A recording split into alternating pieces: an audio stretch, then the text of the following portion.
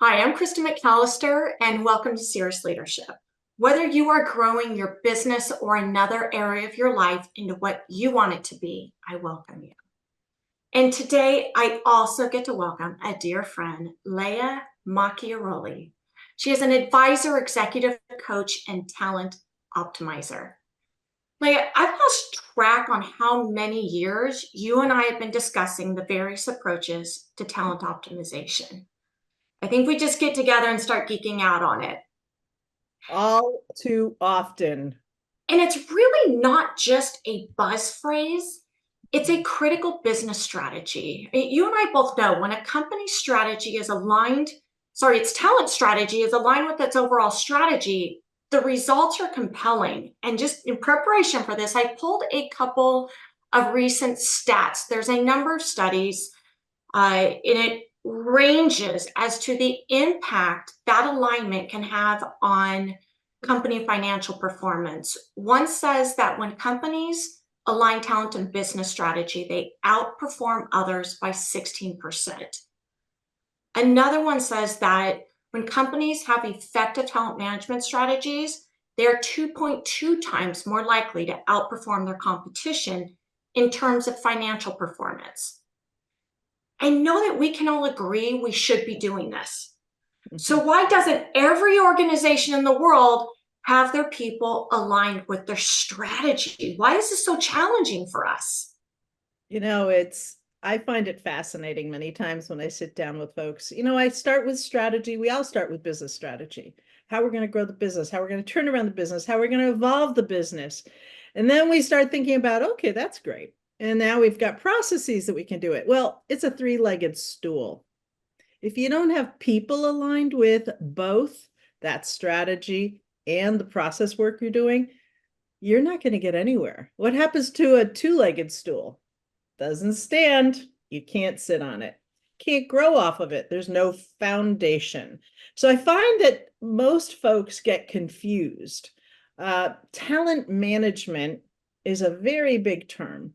Talent strategy, a little more crisp, but still confusing. I don't think people really think about where people fall when you have to redesign a direction, redesign how we do things. We just assume people fall in line, and it's not necessarily true. And I think it's always this, aha, well, isn't HR going to do that? Well, that's not necessarily what HR is there for yet.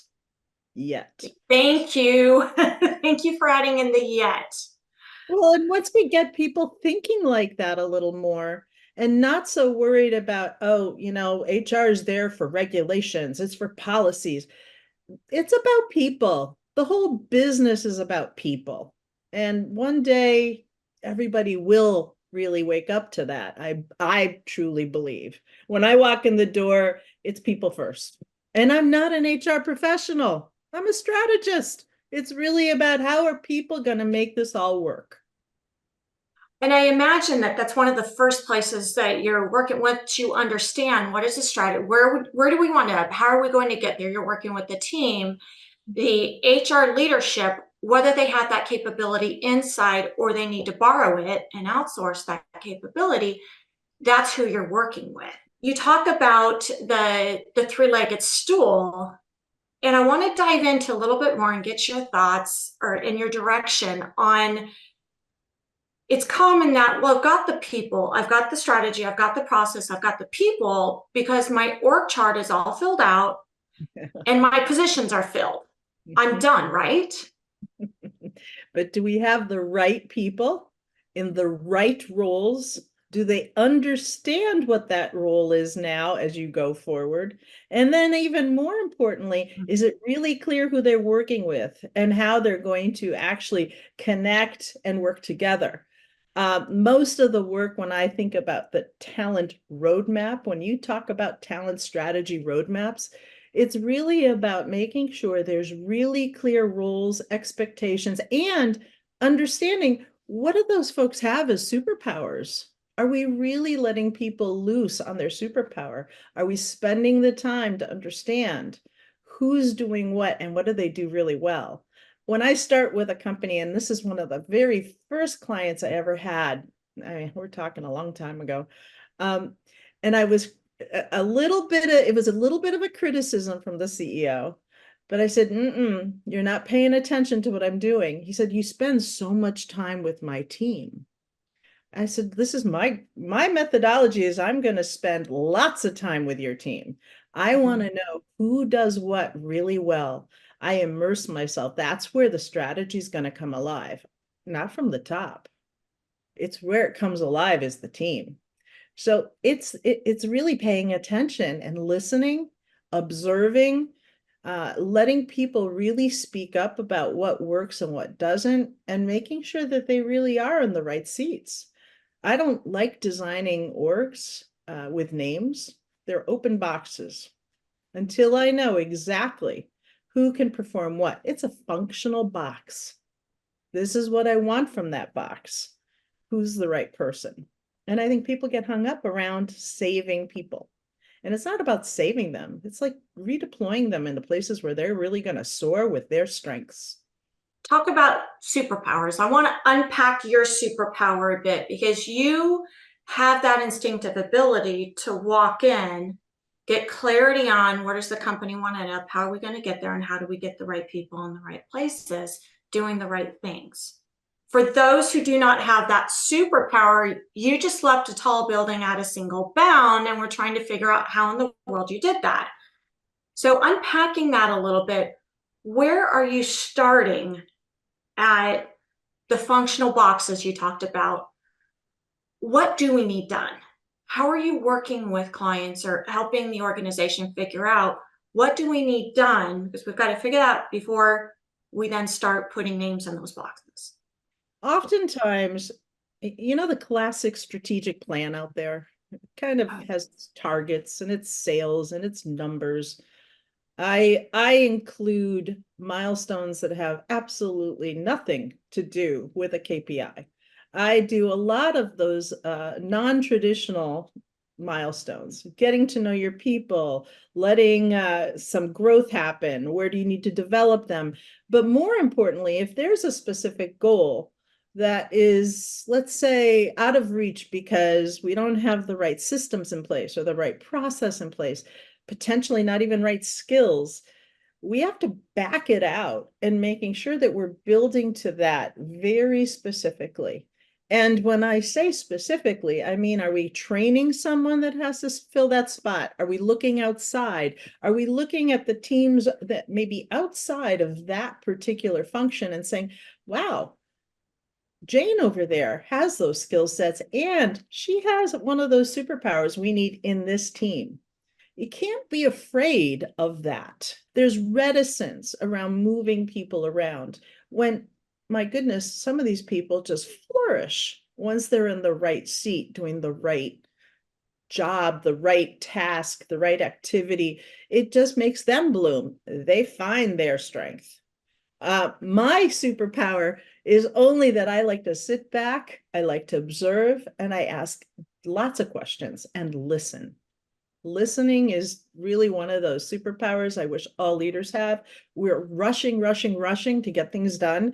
To spend time listening, observing, getting to know key people, having the empathy for a minute just to take the noise out and understand where people are can go miles, miles for teams. And I imagine that sometimes company has someone on their team, possibly someone on their leadership team who may or may not be in a human capital based role like HR, but also has that curiosity, loves to listen, and is probably one of the best leaders that flourishes because they can identify skills and match them to what needs to be accomplished. Do you come across that as you work with companies? All the time. I have a great story I had, and he'll probably see us on social media. Fabulous CEO who knew that in his direct reports, him included, that no one really had that people, what I'll call the people gene, that could really look at how bringing together people, building culture, et cetera, et cetera.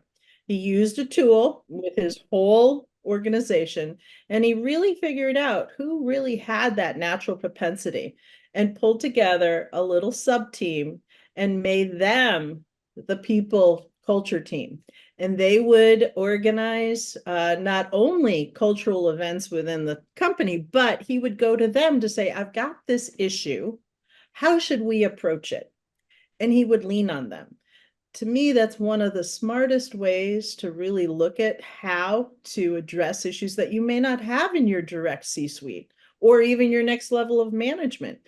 Look outside, and it empowers those individuals also to grow, because then they're like, I got something that really is helpful to others, and I can be important to this company. And I think that, to me, is gold star, total gold star. You mentioned tools. There's a range of tools out there. I think the important thing here is the premise of what are we looking for the tool to accomplish. And when you align, I love tools and data because that natural, instinctive, I recognize what needs to happen, but not necessarily the skill to match it. Or I'm in the process of hiring. I don't have that. I don't want that 3 months. And I want to make sure that I'm getting the right person who's going to fit our strategy. I'd love to have you share kind of where do you start to figure out what tool makes sense and how do we apply it to add a little more data? Because my gut says one thing, but my gut does need to be backed up by some data to make sure that I'm matching someone's abilities and natural way of being to the strategy. Because I might be in a high growth mode, I might be in a stabilization mode, I might be in an innovation mode. Those are Absolutely. different types of people. And listen, there's lots of assessment tools out there. There's lots of ways to look at this. I particularly use one in probably all of my clients. And to be honest, to me, it gives me a picture of that natural ability that someone's bringing to the table. And then I can look at teams all across the organization and say, okay, what kind of strategy are we going after? And does this individual have the natural traits to do that? Now, there are skills that we learn along the way, but those natural traits, back to what are your natural superpowers? I want people to soar with their strengths. I'm happy to have someone who, yes, I feel like I can stretch to do that. You can burn out pretty quickly in that mode, right? So again, using tools, whatever one wants to use, it's really just to back up with a little more grounded fact, grounded information to help you make the best decisions possible for a team. And in the end, you are reducing your turnover, you're reducing that stress level, you're taking morale up. All of those things come together for people in a way so that your strategy is successful. Otherwise, it's not going to happen. Or it's a lot of hard work with a lot of dead bodies along the way. And it's not worth it. I equate it to pushing. If you ever feel like you're pushing a rock up a hill with getting someone to do something, they're probably not in their natural state of being and aligned with what you're asking them to do. I'm curious, and I love the way that you describe the strategy and aligning kind of that natural way of being. What are some examples? I'd like to put some tangibility to that, because I have it in my head, but I'm familiar with it.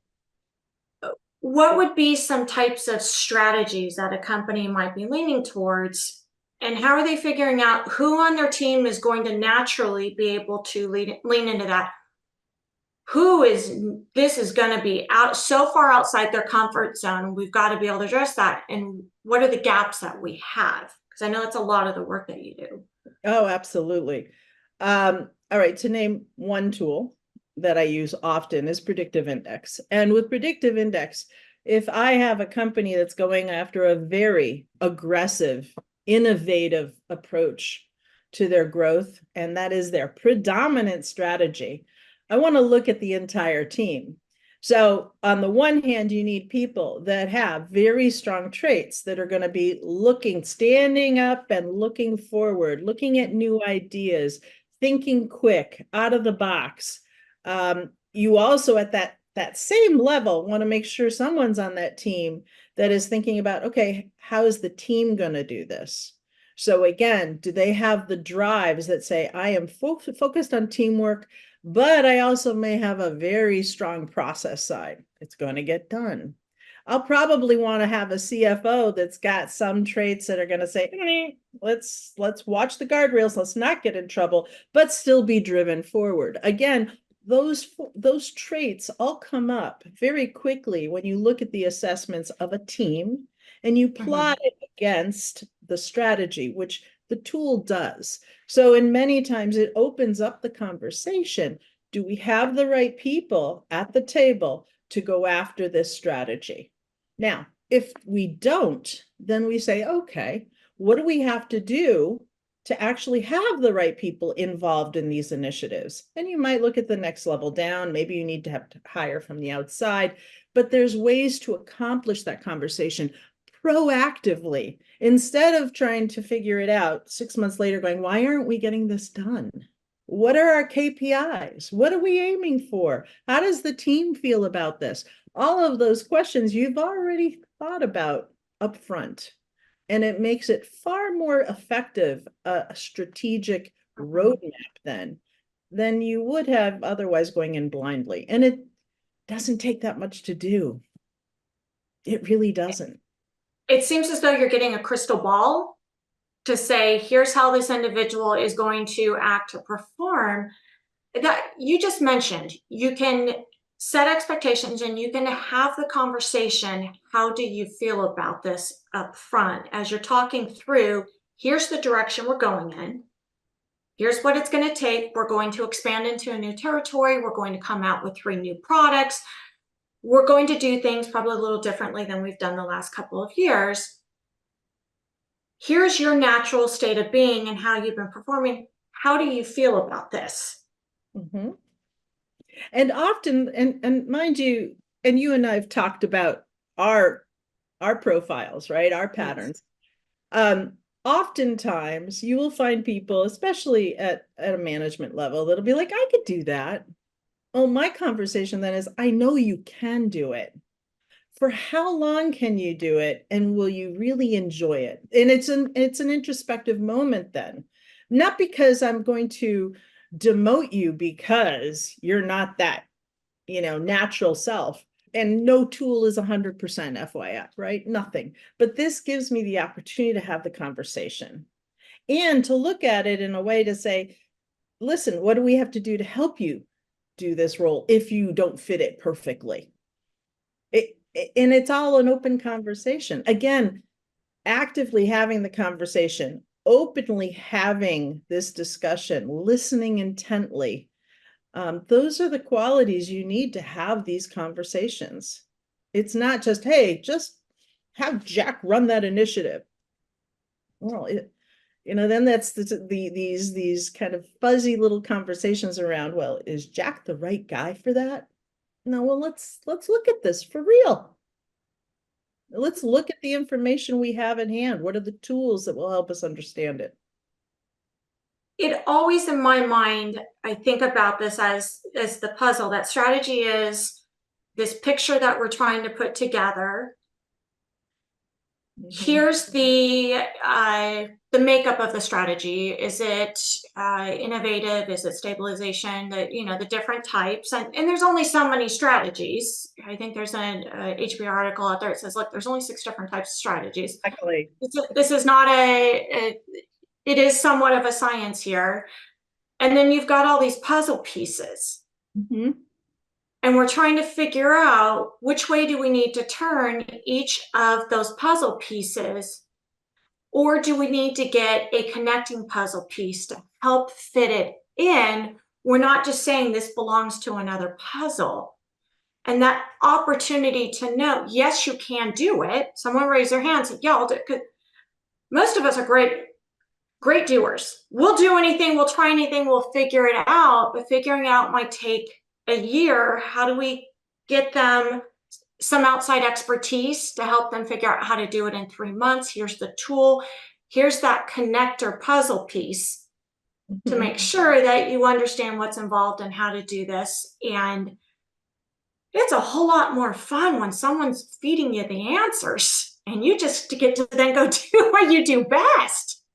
I look at it as feeding the options, right? Because in Oh, the end, strategy is a decision, right? You're making a decision as to how you're going to go about the next steps. And oftentimes, as I said, you might have someone on the team that fits, you might have someone the next level that fits, or you're going outside. You could be hiring from the outside, you could bring in the consultant, the interim, whatever it might be. But it's about getting to that next step as efficiently as possible, right? And not saying, oh, well, it might take us 3 years to make this decision. Well, if you could do it faster and better, why wouldn't you? And that also brings in this other piece that I'm always kind of faced with. When you have a role or an individual in a role that is not the right fit, and that fear, that reticence about making a change. mhm. Oftentimes, I think the cost of, let's say, inefficiency is terrible on both sides, because that person in that role doesn't feel fulfilled. I can almost guarantee they're not happy, they're not motivated, and you're just frustrated. So why do we hang on? Try to find a role that fits them better or move on, because it happens both ways, right? Well, that's always a challenging conversation, which is what Sure. it's one of the first things on the list because we're brought in from an interim basis. Say, assess the people you're brought in, tell me who doesn't fit. They already know the answer. Now help me make the train. The hardest thing to do, or my favorite quote, the hardest thing to do is to do the things that we know we should be doing and we don't. What does that conversation look like? Because what we know that we need to serve them and we need to serve the company. Sometimes those are aligned when we're making those tough decisions. Sometimes they're not. Usually they're more aligned when than we think. When you look at aligning the people as strategy and you're talking through the conversation with them, here's the road that we're about to go down. What does that conversation look like with that individual? First, I believe it's really how you come into the conversation. It's not necessarily how, let's say, the words come out of your mouth. Mhm. It's really about how you prepare to come into it. Um, it's heart first. You have to be able to be very empathetic in that situation, and also very prepared to lay out what those options are for someone. Some of the best leaders I've worked with are very empathetic and can sit and have the conversation without tears, without anger, without uh, any kind of blame. It's just, listen, this is where we're going. I really want you on this team. I want to find the right role for you. And give out those options, and let a person think too as well. Not all these conversations are that simple. Some of them are just plain old ugly. And if there's a performance issue, it's a very different conversation. Thank Uh, you. but if it's really about trying to redeploy someone in a role that may be better for them, it's really a conversation in two people, open and with a lot of heart. Because I don't want anybody to think I'm criticizing their work. I just think I found something better for you. And that also takes maturity on both sides, right? In leaning into that discussion, whether what's best for them is somewhere else inside the organization or in another organization and helping them and giving them the time. I've seen that. I've seen some amazing business owners and CEOs do that, saying, you've got a role here as long as it takes. Let me help you. Let me make some phone calls. We've done that before. Help them be happy and be successful in what they do. And what's interesting is through the some of the assessments and the profiling you do, there's some career coaching in there, I imagine, for the existing team. And the value in that they may have never had up to that point. And it's new to them. At first, I think there's a little bit of the scaries going, ooh, what is she gonna tell me? Mm-hmm. not really want to know. And we have to dispel that pretty quickly. But my goal with most leaders is, listen, I want the leader to grow not only as mentor, but as coach. They should have those kind of skills that are able to kind of connect with someone at where they're at, that has no judgment, to be able to listen and to be able to have those kind of conversations with folks.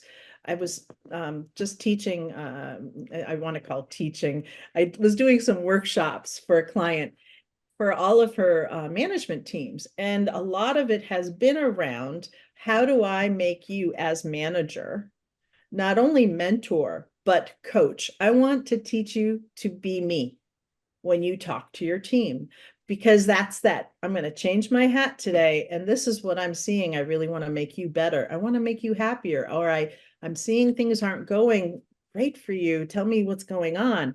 To be able to have those kind of conversations with teams, I think is invaluable. And not because I want to be obsolete, not at all, but it's more because these are skills, in my opinion, that every generation, every level in a company should have, because it will only bring up morale, it'll only make the teams better, and it would grow and make loyal people. They'll be happy to change roles if you're really talking to them about these things, and because they know you've got their best interest in mind as well. It's interesting. Those are the two top things that continue to come up in conversations. I see patterns on it over and over, is the need for communication and communication abilities, because then that's how transparency thrives. Yes. Yes. And when I do workshops on communication, communication is multi-layered conversation in itself, because it has so much to do with emotional intelligence. It has so much to do with being able to listen and be comfortable in that position of openness, the ability to actually communicate even with body. Mm-hmm. I know when someone walks into a room and they're not ready to have a conversation. I can tell just by their body. What happens when you distract people in conversation? I might have the best of intentions talking to someone, but if I'm sitting there twiddling my hair, clicking of a pen on a desk, all you're doing is distracting the person you're talking to, and they feel unheard. So all of those pieces all fall into communication, and they're subtle, but boy, they make a big impact on the person you're trying to connect to. I've got to double click and rewind just a little bit here, because I love those examples so much. And you said, like, I can tell when someone walks into a room if they're ready to have a two-way conversation, they're ready to receive the information. I want to break this into two parts.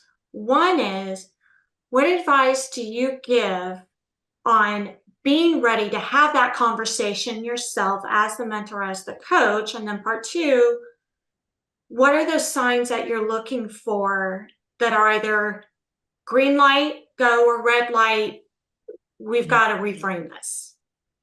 So, as a leader going into these conversations, the first thing I coach everybody is, you've got to go into it grounded.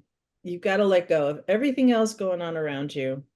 I don't care what technique you want to use to get grounded, to be present. There's the old adage, breathe deep. A lot of people will sit there and actually not go into a meditative state, but they kind of get themselves settled and they clear their mind. There's so Mm-hmm. many techniques, but it is up to the leader or the manager in that situation to be present 100%. Get out from behind your desk. Number one, sit in front of the person you're talking to, straight on. Don't don't start distracting yourself or looking here or there. All of those things show that you're not present. So it's incumbent on the manager or the person to whom you've given this job to have this conversation. It is incumbent on them to make sure that they're present. On the flip side, when I look at someone coming into the conversation when they've been, oh, my boss wants to talk to me. It's just as important to let go of expectation and just to be present. Because if you're not listening, you're just going to react. And react is going to happen very quickly, right? We know how our brains work. It's that old brain that's fight or flight. Make a decision. You're not settled a minute to actually listen and let the words actually make an imprint on you so that you have time to process what is being said. You miss the whole conversation. It is one of the hardest things, I think, for young people going into these kind of conversations that are just not equipped. They're ready to defend. The defense is up.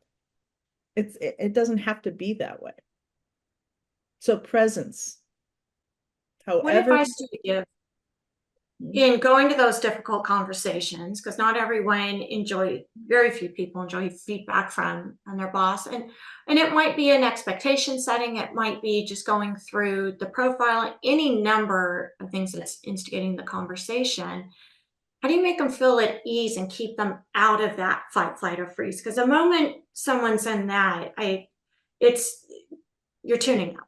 You're not having a discussion anymore. What are some ways to keep someone out of that so you can have a meaningful, connected conversation? Well, first of all, it's not a one and done. You have to actually build relationship with everyone on your team so that it's not a surprise when you sit down and you're going to have a tougher conversation rather than something that's more celebratory, right? The other piece I always say is to connect first in the conversation. Try to get the person at ease, right? Connecting about life, about great things they've been working on, allowing them to just chat, right? And people start calming. There are other little techniques one can use, but essentially that's what we're doing. And then to be direct and factual and as in the moment as possible about feedback that's more negative. So I don't want to wait 2 months to tell somebody that I didn't think that their performance, months earlier was great, or that they did something that was potentially an issue. You have to do it rather soon so that there's clear fact-based feedback. And it's not about judgmental. It's about, listen, this is an observation. I want to understand a little more about what was going on for you in that moment and let them explain. And be able to then say, one other way to handle this would have been XYZ, or however that feedback should come, but fact-based, correct, not about backpedaling or cuddling them. No, don't insult them with that. Be fair, be grounded, be honest, but allowing them to also be part of the conversation, right? I can't even, I have a workshop I'm delivering tomorrow, which is all about reviews. Now, I can't stand performance reviews. Who likes those? It should I never be a surprise to anybody that at the end of the year that they're getting a review and something in there is like, huh? Why? If you're having constant conversations and honest dialogue, that end year thing is more just a box to check, right? Formality. Yes. Total formality. And it shouldn't be anything that puts anybody at any kind of discomfort. I feel that you unknowingly probably just answered that big question that I posed at the beginning, which is why I've enjoyed going down this road and having you really talk about that communication piece and how to communicate it. Because when we look at aligning, first coming up with the strategy, not always easy. Where do we want to end up? What do we need to get there? And how do we align the skills, the people, the expertise, their desire and willingness to do that with it? It's conversations, it's communication, it's setting the expectations, as you had mentioned. And then the performance management piece, that's just those conversations, and it's more coaching I would say, and I love that you said you teach leaders to be coaches, because to Mhm. me, coaching is performance management. And that and in the true word of it, right? If you think of a coach of a sports team, what is it about? It's about growth, it's about performance management, it's all of these things. And I think that somewhere along the way, something got lost. You know, I feel like a lot of corporate America, it's just everything's fast and everything has to happen now and it's hard and you're supposed to be stern. Where did we get that? It's not serving anybody. And I had a culture conversation recently with someone who worked for an organization like that and said it worked, but it worked because that Mhm. was the culture. Right. Everyone knew exactly what they needed to do, where they were at, what needed to happen, and they went into it eyes wide open. It was completely transparent, and they bought into it. And if you talk to any of those people that did it, what do they say? One of the first lines out of their mouths usually is, I did my time. That's a lot Really? of development, a lot of learning in the process. So, as Mhm. we look at this three legged stool that you talked about at the beginning, and there's a lot of shifts with talent going there. You've got business shift. I feel as though change management used to be the buzzword in consulting for so many years. I've now said just everyone take it off, because you can't be a leader if you do not have change management skills, because we are always in some type of transition. Right. So especially as you're looking at your strategy and aligning your teams and your talent and those expectations to that strategy with what's going on with remote work to hybrid to in person, 5 generations in the workforce. You've got any number of employee driven and talent driven adjustments, transitions versus really leading some of this. What's some advice that you give to leaders to leverage that or lean into it versus how do we mitigate it? I think there's a different mindset there. Oh, it's absolutely a different mindset. And I'm glad you mentioned the change management piece because my change management is just part of what we do. It should never, it's not a call out anymore. And if you're not ready to manage the changes, this is always ongoing. So with these, let's call them multi-dimensional talent issues, right? Multi-dimensional.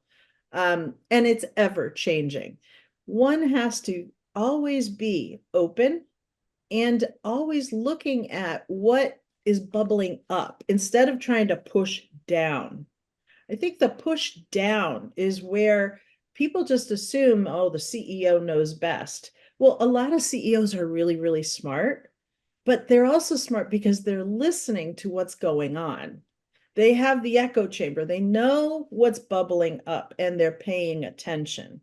And always to be that, I want to call it an agility, agile enough to be able to hear what's going on and make micro adjustments as you go. No process, no strategy is static. They're all organic. They are living and breathing. I tell everybody this all the time. What we might design today, we'll keep adjusting and altering. What we need to do is make sure we're not going off the tracks. But as it kind of grows and accommodates change, it allows everybody to be involved in it. I involve as many people as possible when we're looking at strategy execution, process redefinition, any kind of change going forward, because the more people that are involved, they execute the change. You don't need change management, it's built in. They manage it going forward. You can't shut it off. You just can't, because otherwise, then you have mutiny, because people will be like, well, I'm being told I have to do this. Well, then we're back to that structured environment. Well, did you sign up for that or not? Is that what you wanted to do or not? I just want the people to be happy with where they are and be a part of things to move it forward. And it brings it full circle to, in order for them to be able to get to that point, we've got to have alignment with, is there, whether it be their superpower, their natural abilities, their skills, have we identified it's a natural fit, they can help drive it forward, we need to train them to get there, we need to fill those gaps. Is that nothing is more powerful than when the team owns the strategy, the team owns the plan, especially when you've got business owners and leaders who love nothing more than to throw the football Oh yeah. and then walk away. Me being that one, like, it's at the 10-yard line. They got it. I'm good. I'm on to the next game. You guys go finish this. You've got to know what are your strengths and what is your natural ability as a leader, and surround yourself with complementary individuals who are going to get it into the end zone, that extra 10 yards. And I love the data, the assessments, where those tools can supplement what you just said, that echo. I love that, just the echo chamber. It's out there. You've just got to listen to it, and you put those pieces together. Yeah. And again, it's the third leg of the stool, the most important. Otherwise, that stool is not going to stand. I love it. What advice do you give when you look at the future of I don't want to say future of talent optimization, but the kind of the next couple of years to how we can best support and align our teams? What should we be thinking of? It's so it's ever changing. And so, God forbid we have another situation like COVID, right? Where that was a dramatic shift very quickly, right? Everybody Mhm. made it through. Most companies accommodated it very quickly, right? Um, I don't expect that we ever have something that dramatic, but we also need to, as often I have these conversations, we've got to throw out some scenarios all the time. Not a classic what if, but I'm going to throw some goals out there because this is where we're going. This is where we want to win. This is how we're going to win. It's a classic strategy alignment, let's say. And then you have to think about what can go wrong that will change that direction. All right. And as I call it, I'll call it the risk and the mitigation at the strategy level, because at that point you can make some decisions how you're going to actually mitigate that change. All right. Is it something you can't attain because of something outside forces, inside forces? But think through in year 3, if that happens, what are those mitigations? And oftentimes people forget about what happens to the teams. It's as important to think about that as a talent management kind of thought process to say, well, if we lose XYZ clients or customers, how does this affect my team? Well, already be thinking about, well, is there a redeploy? Is there a different product strategy? All of these things come together. And I don't think we want to think that hard about those things. And those are the things that I'm the squeaky wheel in those meetings going, okay, what if? And how is that going to impact? You want to add 100 people over the next year, but if this happens, how does that change and why? Are we using tools better so that we're not over populating our organization and then have to let people go? That's the worst thing you can do, right? Throwing people at the problem, you got to think about the problem. So I think that over the next few years, we have to be more conscious about it because, essentially we have an election. We have all these economists talking about potential recessions, depressions.